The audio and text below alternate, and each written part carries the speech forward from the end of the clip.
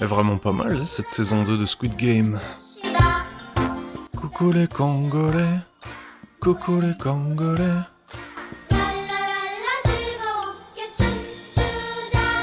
Ils vont nous bouffer ces Asiatiques. Salut, ça va? Ça fait un moment que je me fais la réflexion et je me demande si dans un futur proche, on ne verra pas purement et simplement la disparition quasi complète des jeux au design européen. C'est-à-dire issus de l'héritage de la BD, qu'elle soit américaine, française, belge, elle-même inspirée du style des maîtres de l'époque. Alors attention, hein, je rejette pas tout ce qui se fait évidemment, j'ai bouffé du jeu japonais à n'en plus finir et c'est pas le problème.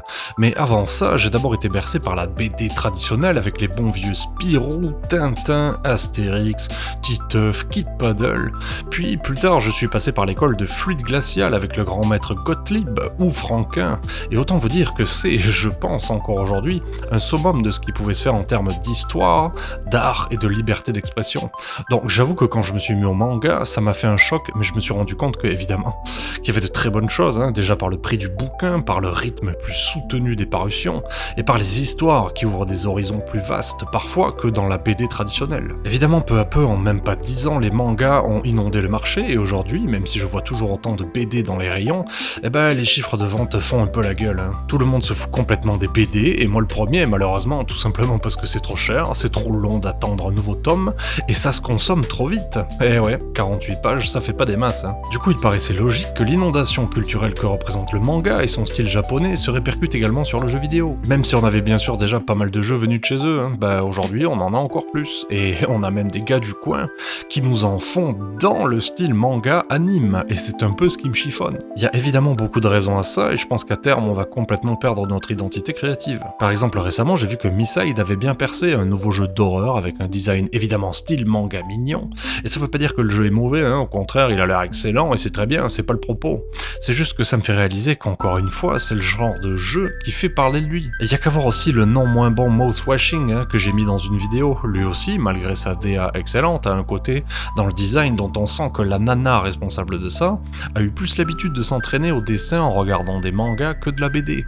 Et je dis ça, je le vois très bien vu que je suis moi-même issu du dessin, donc on me la fera pas à moi. Et je peux continuer comme ça longtemps, hein, sachant qu'en plus, grâce à nos potes de la haute finance qui souhaitent voir une inclusivité débridée dans le jeu vidéo, les développeurs occidentaux se suicident en voulant nous faire avaler leur agenda de gré ou de force, sauf que les gens achètent pas et du coup c'est les Chinois et les Japs qui raflent la mise. On peut parler de l'affaire Black Myth Wukong ou de la catastrophe Concorde, mais aussi l'hilarante affaire Dragon Age The Veilguard, confère ma vidéo à ce sujet, mais aussi des dramas à venir avec Intergalactic ou Avowed, dont le directeur artistique a carrément dit « Rappel aux artistes noirs qui recherchent des retours sur leur portfolio ou des conseils d'emploi.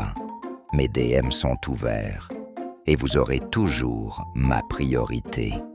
Nous avons trop de mecs blancs et croulants dans ce domaine. » Du coup, c'est aussi le bon côté de la chose, hein, de mon point de vue, puisque je préfère manger du jeu vidéo bien manga, qui n'a pas encore été trop contaminé par des conneries de ce genre, plutôt que de financer des raclures qui nous mènent une guerre psychologique ouvertement. Dans tous les cas, on retombe sur ma réflexion dont l'aboutissement serait la faillite d'une identité créative de tradition européenne. Ah, quelle ambiance!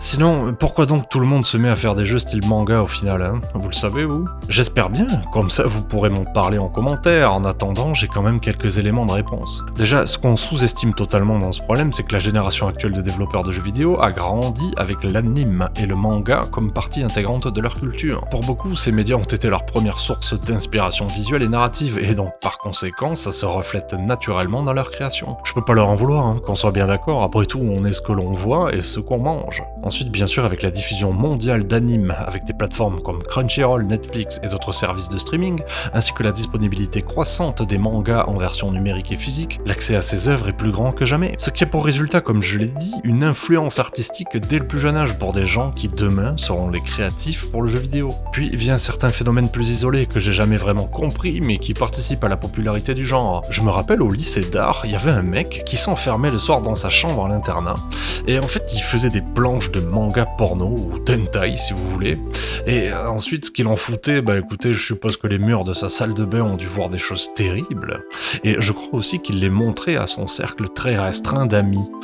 Oui, il était relativement sympa, mais en même temps, il sentait mauvais, littéralement. Ça aide pas à se faire des amis quand on est adolescent, hein. J'y peux rien, les clichés ont la vie dure. J'ai donc assisté aux prémices de ce qu'on appellera ensuite un coomer, ces mecs qui ont une obsession pour les personnages féminins au design sexuellement suggestif et dans un style anime manga.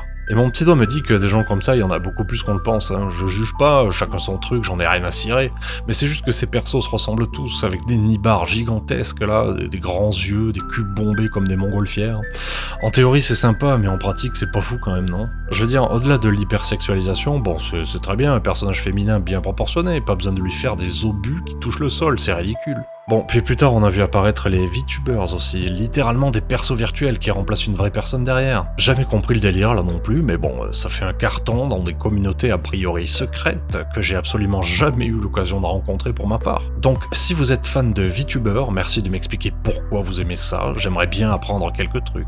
Sinon, il y a aussi le concept de Bishunen, des jeunes hommes beaux et androgynes qui a gagné en popularité, surtout dans les mangas et animes shoujo, ceux pour jeunes filles, ou les josei pour femmes adultes. Ça a créé un sous-genre où les designs masculins sont particulièrement soignés pour attirer un public féminin, inversant en quelque sorte le fanservice traditionnellement orienté vers les hommes. La liste des raisons est non exhaustive et sans surprise l'identité créative historique du vieux continent périclite, prise en étau entre les ennemis de l'intérieur et les créatifs surperformants venus du soleil levant et autres contrées d'Asie, et moi ça me fait chier. What the hell? Oh my god, no way, yeah. Sinon, qu'est-ce que je vais faire, moi? Ben, pas grand-chose, hein. Regarder le monde brûler, dénoncer ce que je peux à ma manière et continuer mes conneries en priant très fort pour que ma vision ne se réalise pas. Et vous alors, vous en pensez quoi? Alors en attendant de lire vos avis, abonnez-vous sans vergogne, amusez-vous bien, et on se revoit bientôt. Dépêche-toi de télécharger et puis de jouer, sinon ça va barder. Ouais, de la chance, ça va chier si tu refuses de jouer. Tu voulais passer pro, mais t'es pas un héros. Avec un peu d'entraînement, tu seras dans ton élément. Mais attention de pas finir au gouvernement, parce que si t'es mauvais comme Bruno Le Maire, tu vas pas faire carrière.